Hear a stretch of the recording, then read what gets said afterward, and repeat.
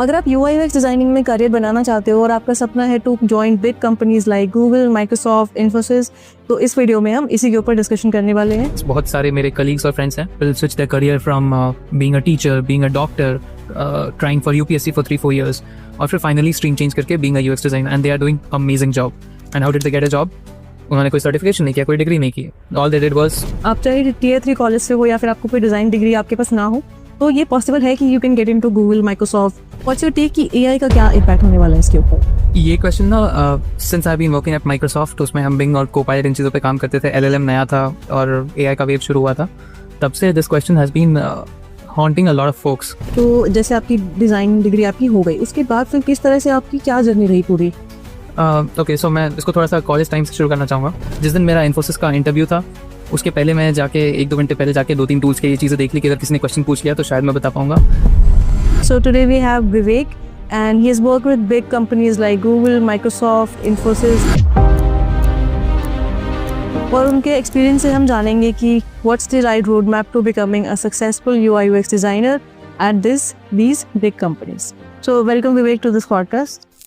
Thank you so much, Swati. I'm so happy to be here. And सबसे पहले मैं चाहती हूँ कि आप थोड़ा सा अपनी जर्नी के बारे में बता दीजिए, like how you started from Infosys और कैसे कैसे आपने रोड मैप आपका किस तरह से रहा है। Okay, sure. First of all, I am Vivek Dubey, currently UX designer too at Google.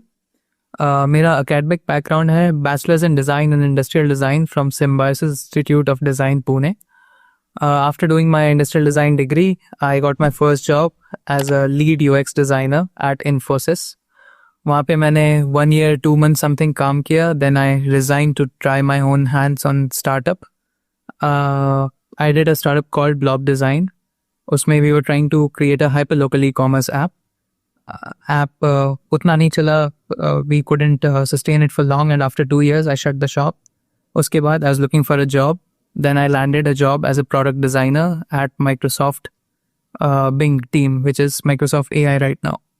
वहाँ पे I worked for 2 years. After that, Google reached out with an opportunity on LinkedIn. My profile matched with a vacancy. They asked me for an interview. I said yes. और फिर अब मैं Google में काम करता हूँ. It's been 1 year and some months. और मैं थोड़ा सा हाईलाइट कर देती हूँ कि जैसे सबको लग रहा होगा कि आपके पास डिज़ाइन डिग्री है, तो आप उसको थोड़ा सा हाईलाइट कर दो कि वो इंडस्ट्रियल डिज़ाइन डिग्री है।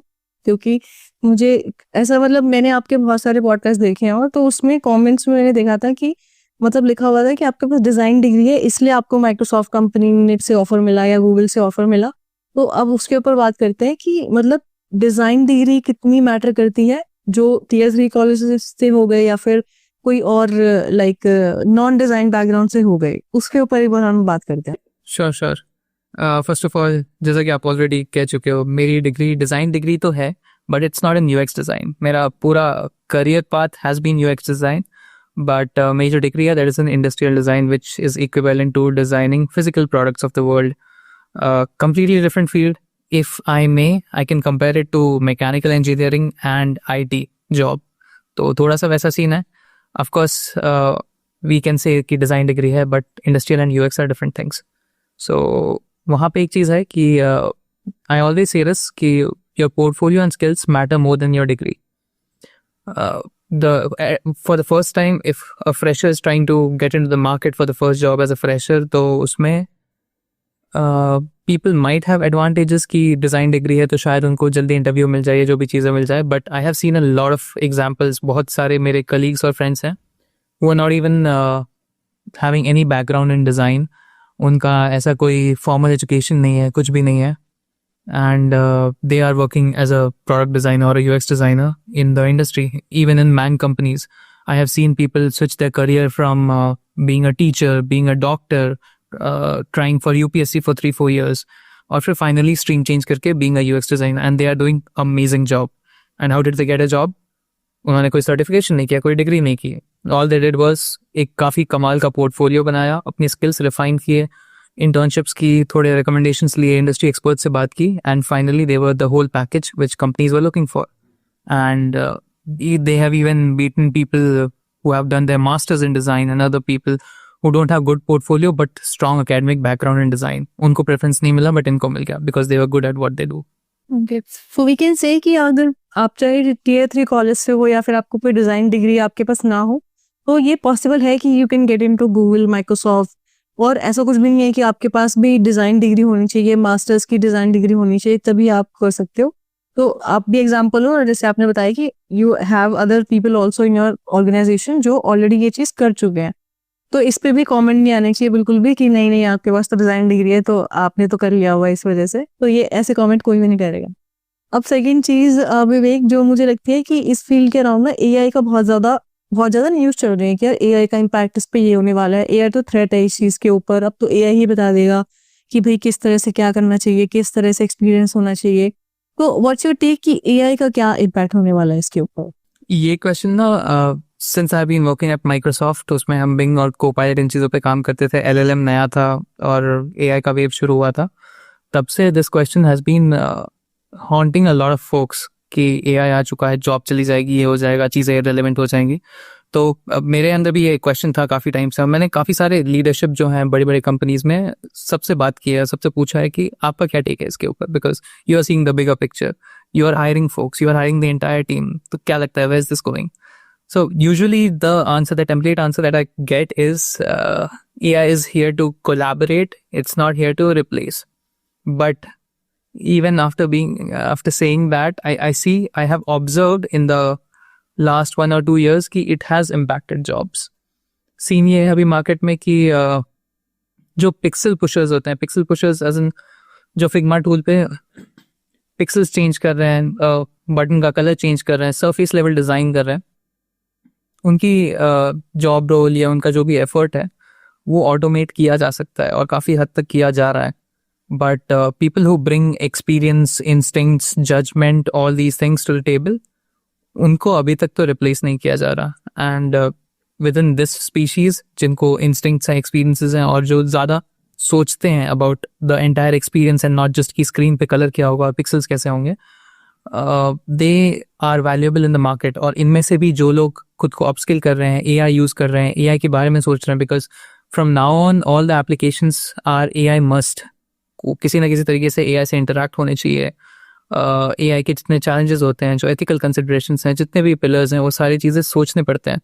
तो जो भी डिज़ाइनर्स ऑलरेडी इस बारे में सोच रहे हैं, इस चीज़ों से खुद को अपस्किल कर रहे हैं और अपने काम में यूज़ कर रहे हैं, उनकी वैल्यू और ज़्यादा बढ़ रही है मार्केट में।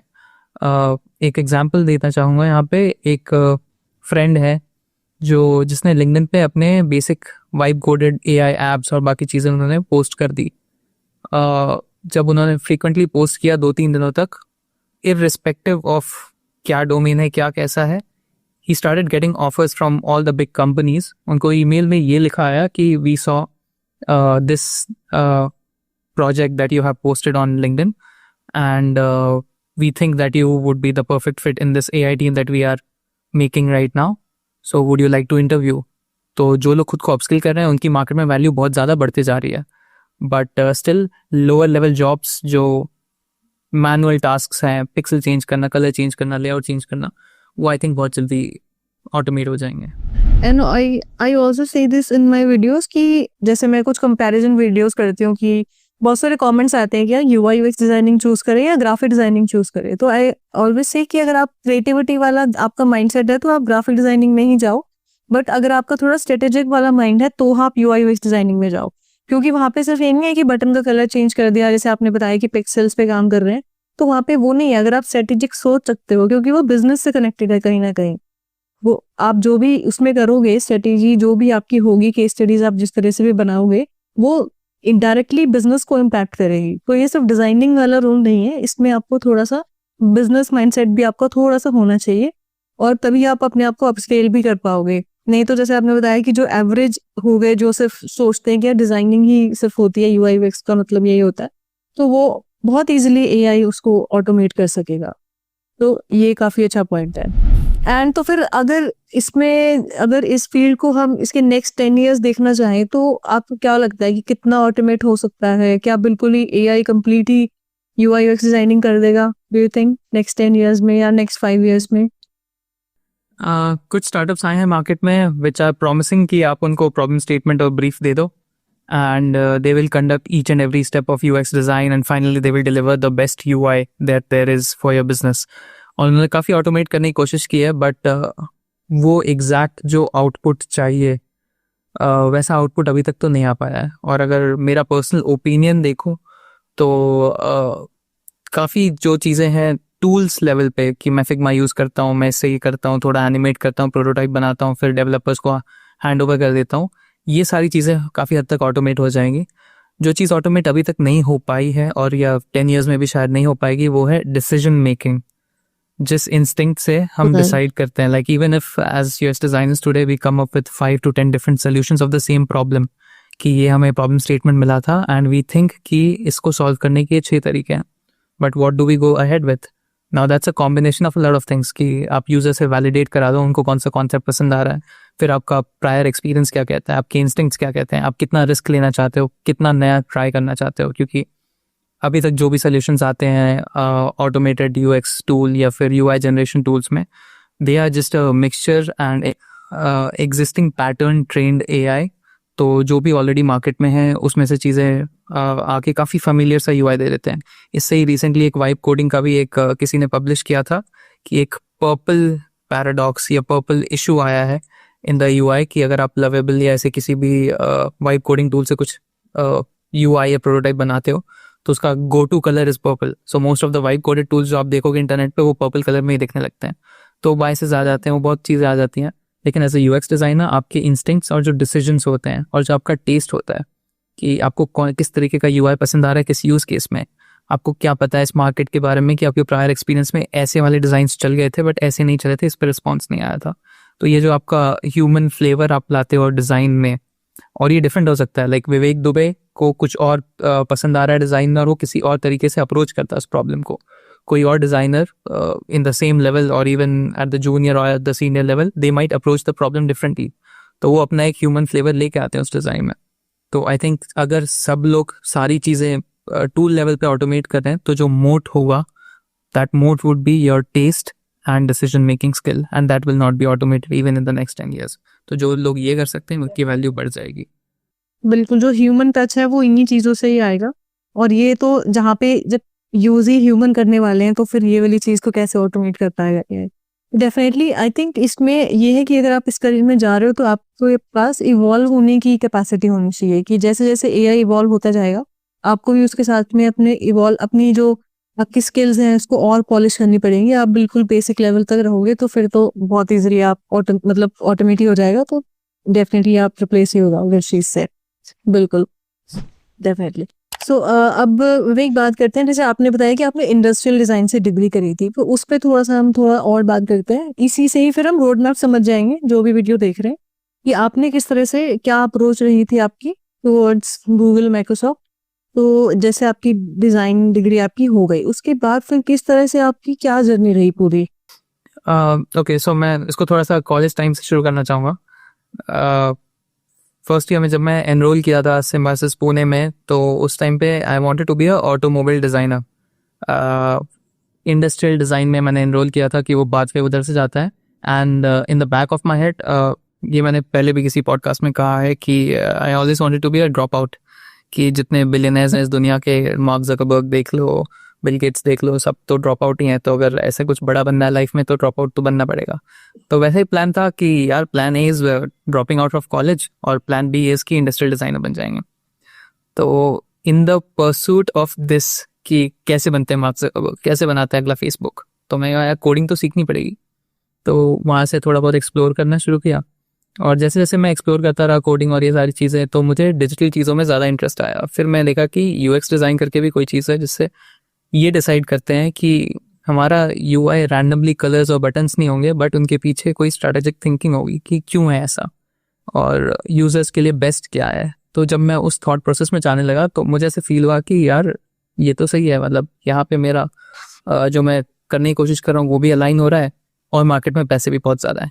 इंडस्ट्रियल डिज़ाइन के उतने जॉब इंडिया में नहीं थे, मार्केट उतना अच्छा नहीं था, प्लेसमेंट उतना अच्छा नहीं था, बट यूएक्स डिज़ाइन को ज़्यादा पैसे मिलते थे। तो मैंने कहा भाई अगर ये अलाइन हो रहा है, जो मैं ऑलरेडी कोडिंग वगैरह ट्राई करता हूँ, उससे डिजिटल चीज़ें बनाने की कोशिश कर रहा हूँ, अगला फेसबुक बनाना है मुझे, तो यूएक्स डिज़ाइन तो भाई it's just strategic next step for me.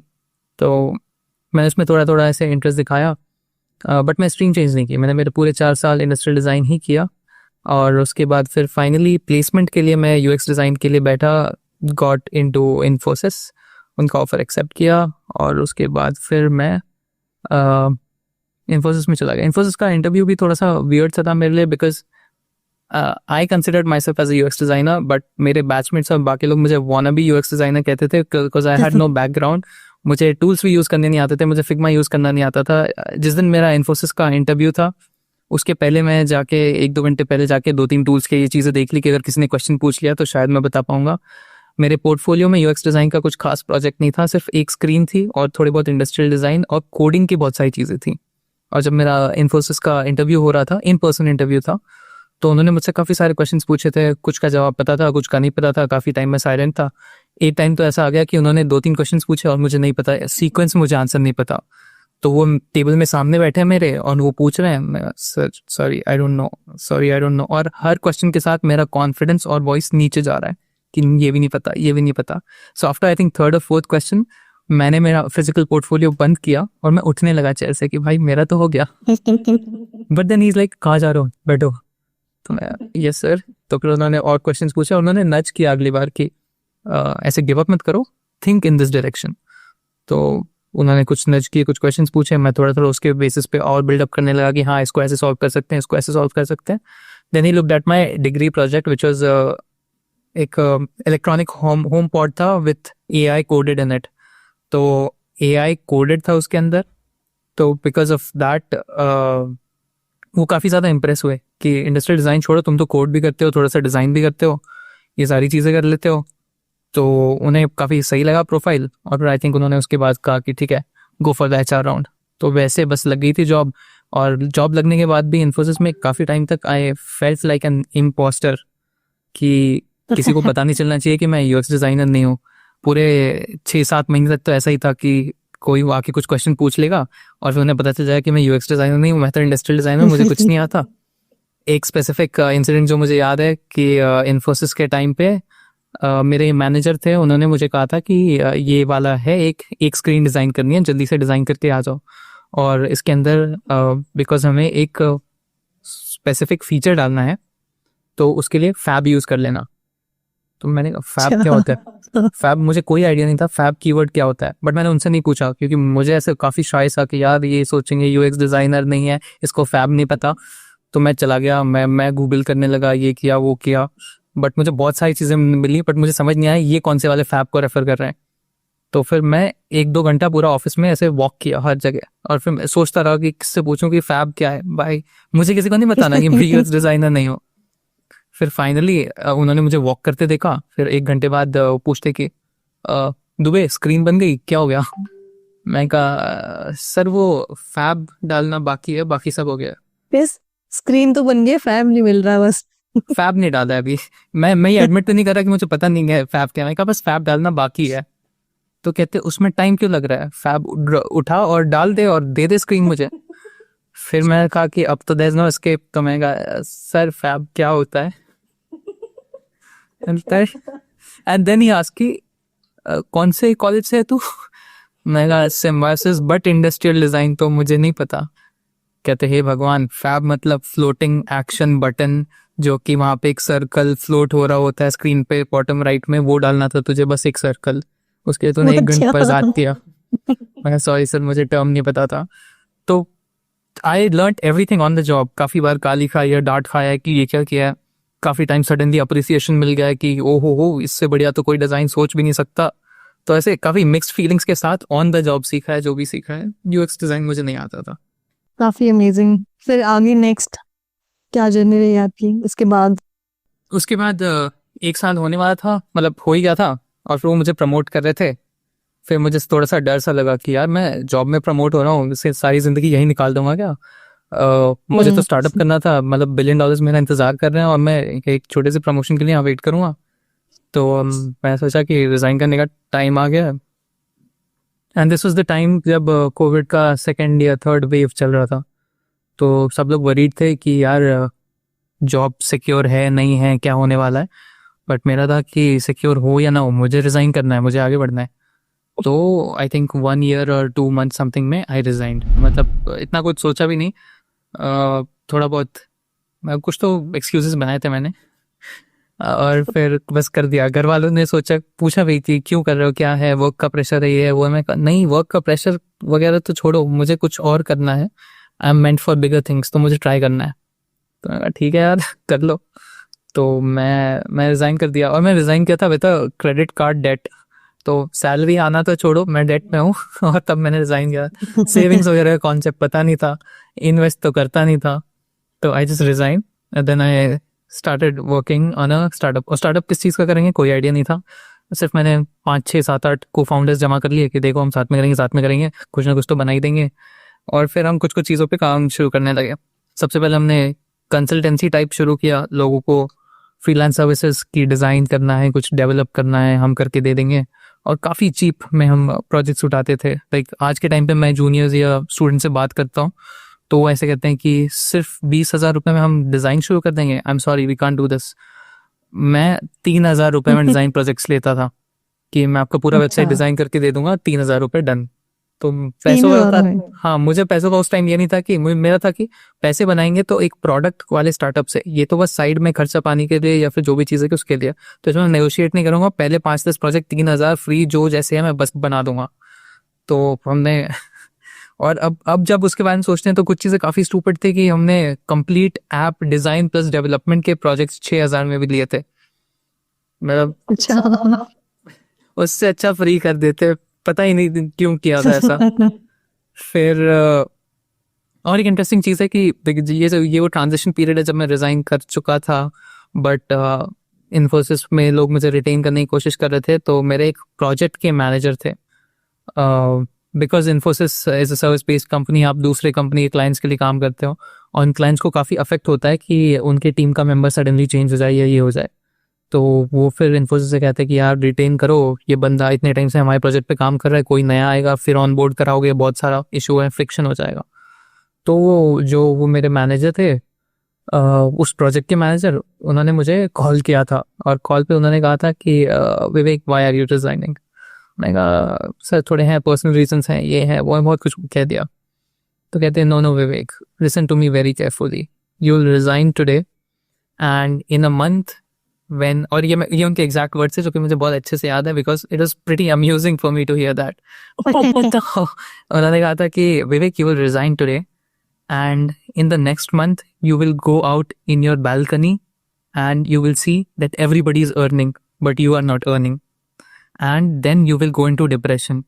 I don't want you to go into depression, so please continue earning, work with us. मैं कहा ये किस तरीके का पिच है? This is such a weird way to retain someone. So I agreed to them on the call. I said completely makes sense sir, I don't want to go into depression, I won't sir, but personal issues हैं, सो I can't help, probably I come back कुछ time के बाद, but अभी तो मुझे जाना पड़ेगा। सो आई resign. और स्टार्टअप में भी कंसल्टेंसी किया, 5-6 प्रोजेक्ट्स उठाए, ये किया वो किया साइड में। और उस टाइम भी ऐसे काफ़ी स्टूपिड तरीके से कमिटमेंट दे देते थे कि मुझे कंप्लीट प्रोग्रामिंग नहीं आती बट मैं आपका वेबसाइट पूरा बना के दूंगा, आप बस कॉन्ट्रैक्ट दे दो मुझे। तो ऐसे क्लाइंट्स वगैरह ले लेते थे। फिर वैसे 2-3 महीने चलाने के बाद फिर था कि अब तो प्रोडक्ट बनाना है, क्योंकि ऐप या वेबसाइट ऐसा ही कुछ बनाने आए थे ना, क्योंकि $1 बिलियन तो इसी से बनते हैं। तो फिर हमने एक hyper local e commerce app का कॉन्सेप्ट निकाला, बिकॉज कोविड टाइम पे सबको ऑनलाइन आया था, सारे शॉपकीपर्स को, कि फिर से लॉकडाउन लग गया तो क्या करेंगे, ऑनलाइन तो चाहिए बिजनेस। तो उसी वेव को राइड करने के लिए हमने हाइपर लोकल ई कॉमर्स का कॉन्सेप्ट निकाला, उसका ऐप डेवलप करना शुरू किया। कुछ लोग हायर किए, कुछ लोगों के साथ कोलैबोरेट किया।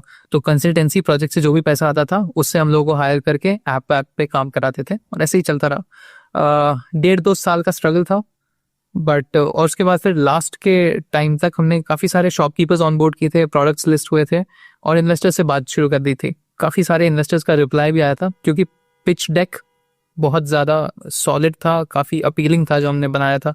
और हम कोल्ड रीच आउट ही करते थे, ईमेल करते थे लोगों को और रिप्लाई आ जाता था। तो 1-2 इन्वेस्टर्स के साथ 2-3 टॉक हुए, कुछ लोगों ने बहुत बढ़िया वैल्यूएशन की भी बात की, ऐसा लग रहा था पैसे मिल जाएंगे, अब तो फंडिंग आ जाएगी। बट विद इन टाइम नहीं हो पाया बात आगे, किस लोगों ने मना कर दिया, इन्वेस्टर्स ने भी मना कर दिया कि अभी नहीं दे सकते, 6-7 महीने बाद या 1 साल बाद ट्राई करेंगे। तो मेरे पास उतने पैसे नहीं थे बर्न करने को, मैं ऑलरेडी काफ़ी ज़्यादा बर्न कर रहा था। तो आई थॉट कि अभी नहीं है इसमें कोई future, I have to shut shop. मेरे साथ मेरे को फाउंडर्स और बाकी लोग भी फंसे हुए हैं. I think I should let everybody go और कुछ और ट्राई करते हैं. Will come back to the startup. तो फिर वी शट द शॉप. फिर सब जॉब ढूंढने निकल गया वापस से कि अब क्या करेंगे. और मेरा एम था कि इन्फोसिस में मैं 7.5 LPA के CTC पे था. तो अभी 2 साल और हो चुके हैं, तो यार 10 LPA का एक जॉब ढूंढ लेता हूँ कोई कहीं पे. तो I started applying at different places. Tata click, Meesho, ऐसे बहुत सारी जगह पे मैंने अप्लाई किया था. कहीं कहीं पे इंस्टेंट रिजेक्शन आ जाता था, कहीं कहीं पे थोड़े टाइम बाद आता था कि नहीं नहीं मतलब क्वालिफाइड नहीं हो, या फिर we regret to inform you this that that, ऐसे आता जाता था. और मेरा पोर्टफोलियो उस टाइम पे था ओनली 7 स्लाइड्स. और उस टाइम तक भी मैं खुद को UX डिज़ाइनर कंसिडर नहीं कर रहा था कि भाई मैं तो एंटरप्रेन्योर हूँ ये वो. तो मैंने मेरे 7 स्लाइड्स में सिर्फ मेरे स्टार्टअप का जो ऐप था उसके डिटेल्स डाले थे, ओनली 1 प्रोजेक्ट, और कुछ भी नहीं डाला था.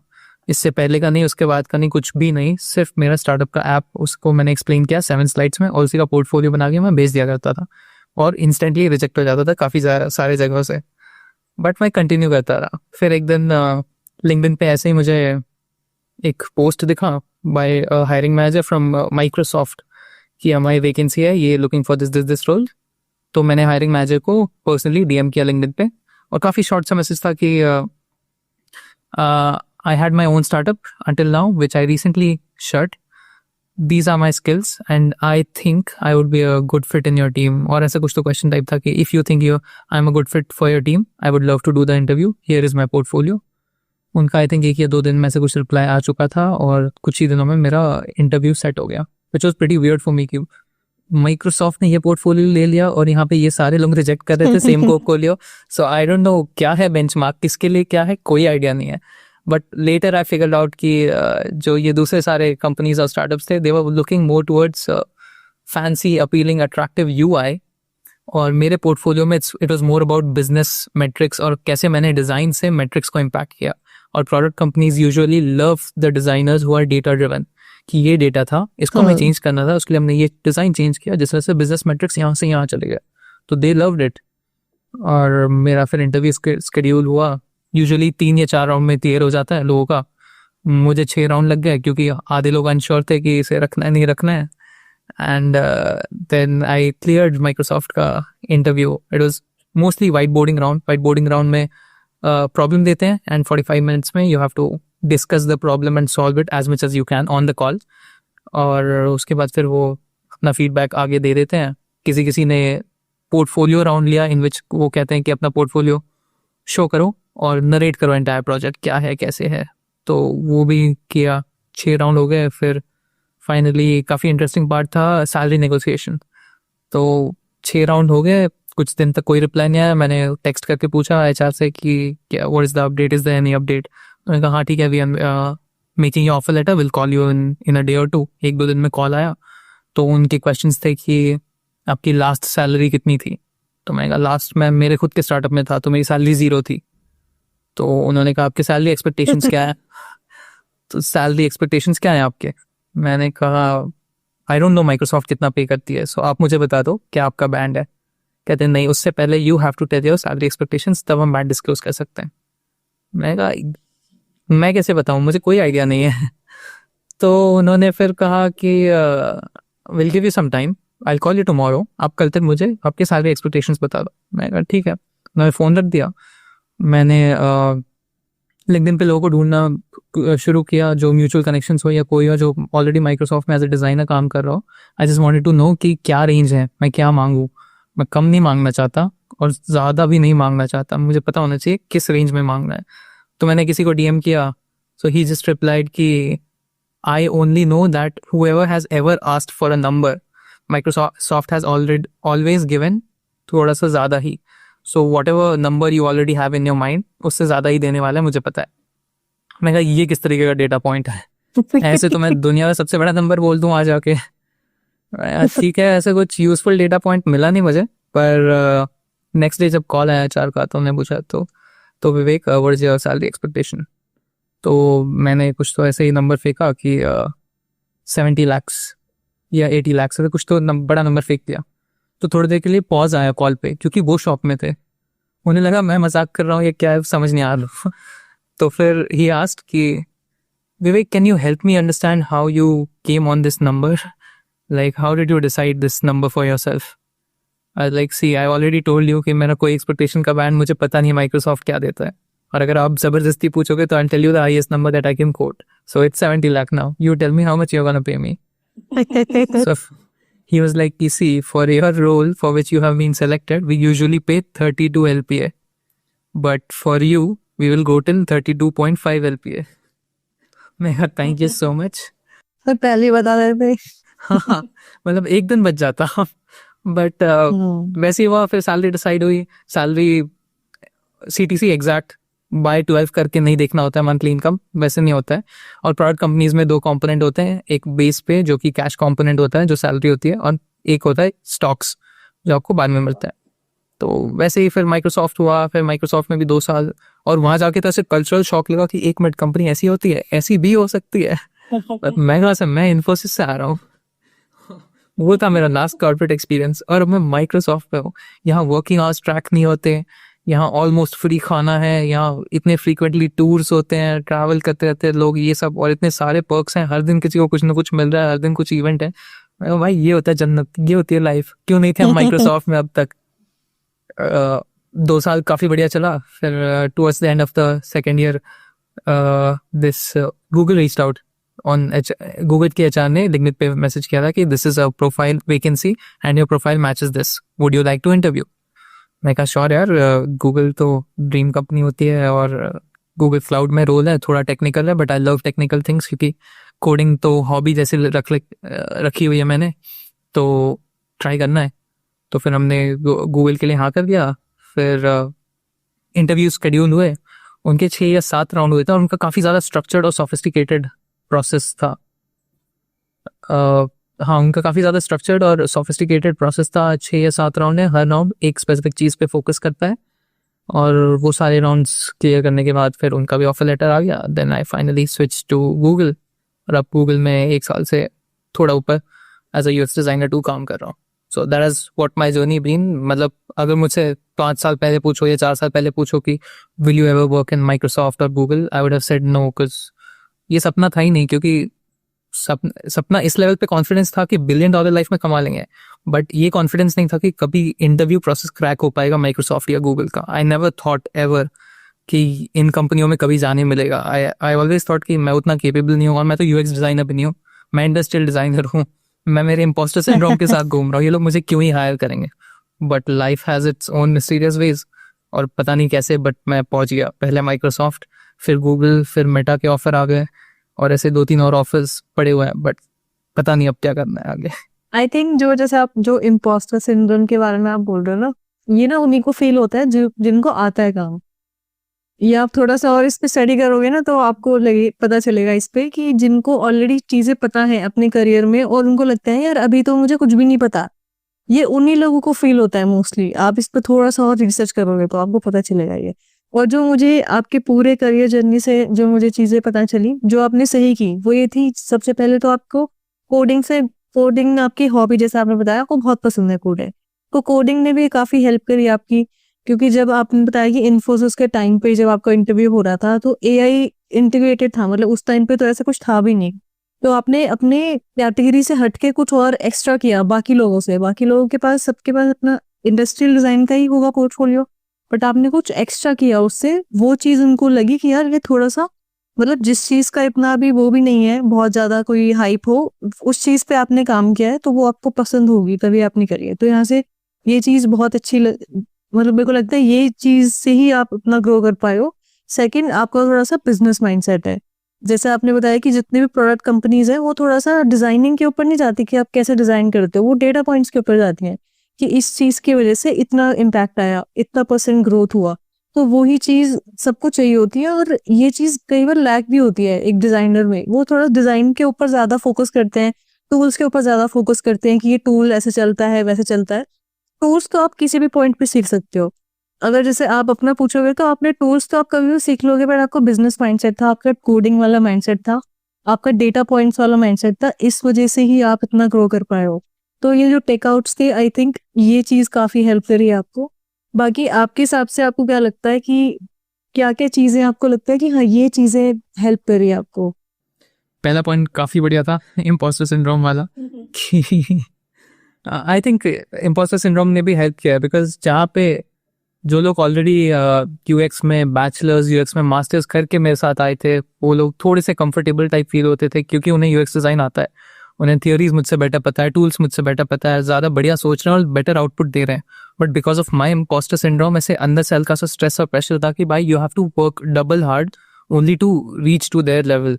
तो मैं से कॉन्स्टेंटली ऑन द रन रहता था कि इसमें क्या नया सीख सकता हूँ, इसमें नया क्या कर सकता हूँ, उन्होंने क्या नया कर लिया, इस कलीग ने ये प्रेजेंट किया, कितने कैसे सोचा होगा इस कॉन्सेप्ट के बारे में, ये प्रेजेंटेशन स्टाइल कितना बढ़िया लग रहा है, मुझे भी ये सब ट्राई करना चाहिए।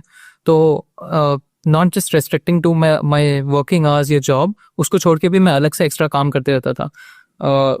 एक दो टाइम ऐसे हुआ है कि मैंने इन्फोसिस से लीव ले रखी है और लीव लेके घर पे तसल्ली से बैठ के मैं इन्फोसिस का काम कर रहा हूँ।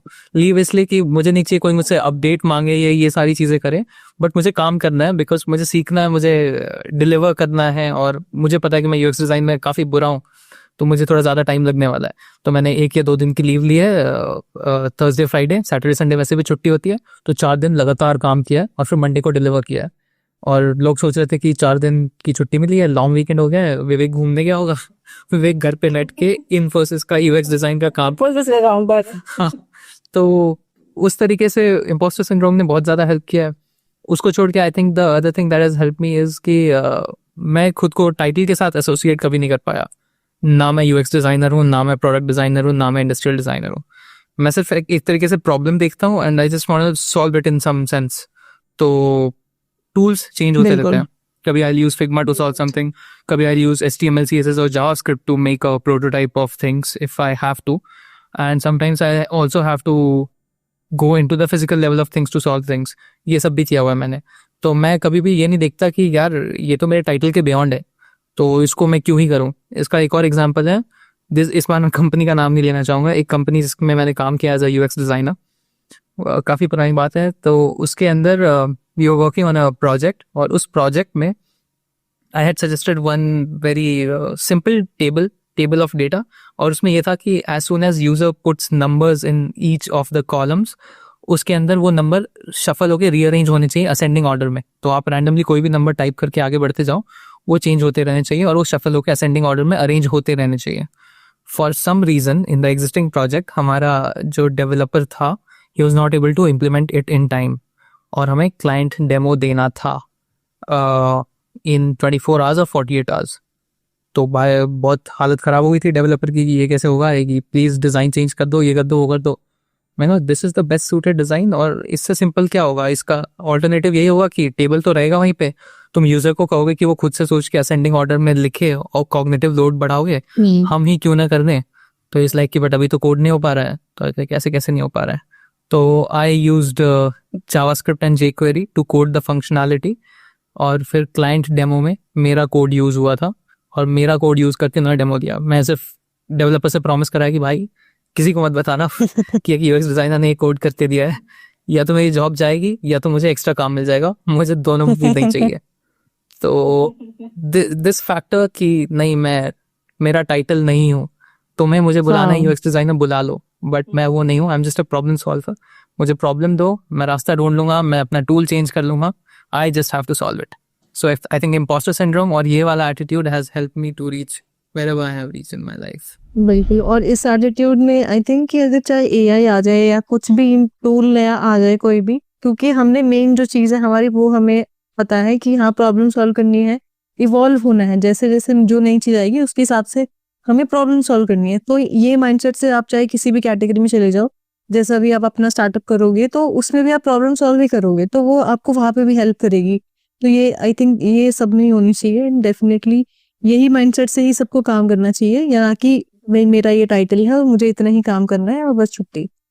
तो उससे फिर आप ग्रो नहीं कर पाओगे और बहुत अपॉर्चुनिटी जो आपको मिल सकती थी वो आप लूज कर दोगे वहाँ पर। Totally agree, yes.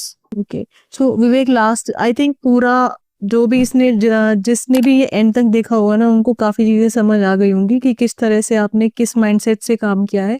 चाहे आपको टूल ना आता हो, बट अगर आपका माइंडसेट सही है, आपके एफर्ट सही है, तो आप चाहे वो कोई भी मैन कंपनीज हो आप डेफिनेटली क्रैक कर लोगे। और इंटरव्यू स्ट्रैटेजीज तो मैं बोलूँगी कि मतलब आप आंसर बताना सीख सकते हो कि हाँ मुझे इस तरह से बोलना चाहिए, बट अगर आपका माइंड सेट ही नहीं है उस टाइप से तो फिर आप शायद नहीं क्रैक कर पाओगे इंटरव्यूज। तो मैं चाहती हूँ कि इसी पे ही एंड करें इस पॉडकास्ट को, कि राइट माइंडसेट कितना ज़रूरी है, ना कि मतलब जैसे हाउ टू लाइक इंट्रोड्यूस कैसे करूँ मैं, इस तरह के क्वेश्चंस पे फोकस रखना चाहिए, बट मेन फोकस हमारा इस चीज़ के ऊपर होना चाहिए। यही चीज़ आपको गूगल में लाइक जॉब मिल दे पाएगी, या तभी आप इस क्रैक कर पाओगे बिग कंपनीज के इंटरव्यूज। तो इसी नोट पे मैं एंड करूंगी इस पॉडकास्ट को, and wish you all the best जो भी ये इंटरव्यू देख रहा है। आई होप आपके भी इस इंटरव्यू से हेल्प हुए और you can crack job in like man company, जो जैसी भी कंपनी में आप चाहते हो। And wish you all the best and thank you so much Vivek अपना टाइम देने के लिए। आई होप आपको भी मजा आया होगा। Thank you so much for having me here Swati. काफ़ी इंटरेस्टिंग कॉन्वर्सेशन था, सच में मज़ा आया इस पॉडकास्ट में बात करके। काफ़ी फ्रैंकली और ओपनली सब कुछ ही बात कर ली हमने इस बारे में।